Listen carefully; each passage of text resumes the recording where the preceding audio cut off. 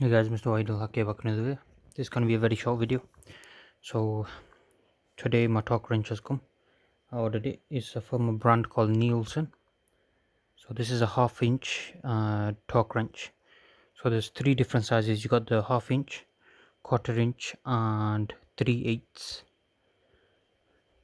They're your three main sizes. I don't think people manufacture any of the sizes for this kind of job. So yeah. So I'm going to stick to my 1/2 inches because they're the biggest sizes and you can use them for everything. And there's a lot of available kits for them, so that's why I got the 1/2 inch, so you can get 1/2 inch sockets.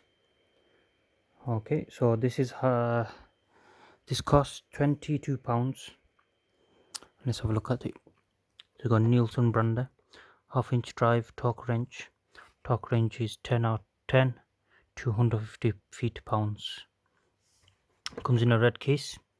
It did smell of vinegar before, so I did give it a good wipe. Don't know why the box smell of vinegar, but yeah, I don't like the smell of vinegar, so I got it washed. I cleaned it. Okay, so look how nice that is. Wow. Alright guys,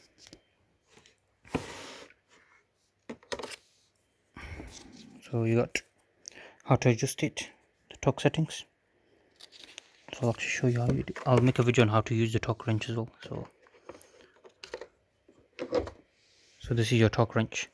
So what this is for, what you use this for is say on the after you tighten your wheels, you literally torque it to spec. So by torquing it to spec, you make sure that your wheels don't fall off too much. So this is the last step before you put your wheels on. After you put your wheels on and tighten it, this is your last step. Okay, so this has been made, it's very heavy by the way. It's made out of a very good steel, I think it is, or something. I think it's steel, yeah. It's very heavy. But yeah, look at that. There's your 1/2 inch head. As you can see, that big block of square. You got lube on there. It's got lube on everywhere. Can you see? Grease and lube and shit. That's why it's a bit dirty everywhere. And then you got like a lock on thing there, and then you can reverse it there. Can you see that latch there? So you can turn it backwards and forwards if you want to move it this way or that way. Depends whichever way you want to move it. It's got a date on there as well. So it's made in 20th of December, I think. Okay, so how you use this is, okay, so don't want to get any grease on me. So basically all you do is twist this handle to get to the exact spec you want. So say I wanted to spec it to this flash is making it very hard to see. There you go. 100 foot-pounds. Okay, say I wanted to spec it to 50. I'd spin it up till the 50 disappears, so it'll be in line with the 50. That'll make it 50 foot-pounds. And then you sort it, guys. And then boom, and then it'll click.